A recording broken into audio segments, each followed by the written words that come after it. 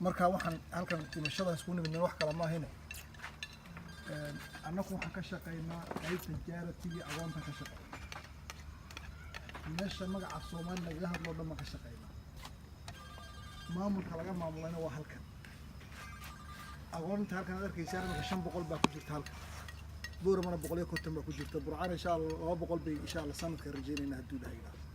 intaasaan gacanta ku haynaa mar haddaan gacanta agoon ku haynana inaan u mahadnaqno qof kasta oo agoonta nagala shaqeeyo marka waxay dadku fahmi laayihiin dad jaarati ka shaqeynaya oo khayr ka shaqeynaya oo jaaratu wuxuu waa bilaash leh handana alaab iibinaya dadku way la yaabsan yihiin laakiin waxaan dadka tusaynaa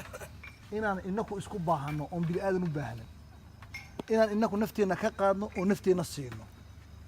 sida daraadeed baan dhakhtarka international hospital aragteen hanu sameeyno qaybta farsamada gacanta u sameeyno beertan u sameeynay si ay wax uga soo baxaan inuu mashruucan sii socdo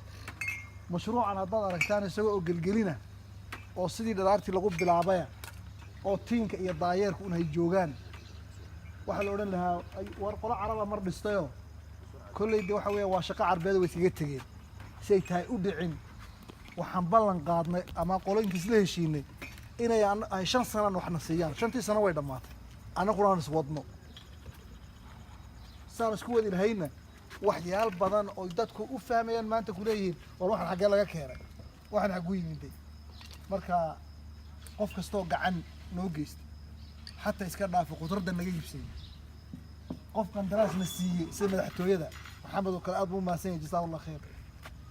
qof waxa weeyaan agoonta soo iftaarsiiyay sida qadar jaarati oo kale marka kana waxay ahayd bal waxaan idhi war qof kasta oo hadal fiican gacan fiican talaabo fiican wuxuu inii geystay meeshaan wax soo galiyay inaan jazakumullahu khayr qofka qof bil aadan u shukriyo waaya ilaahay uu shukriyo waan inii mahadnaqayna ujeedadu waa intaa waxba inagama doonayno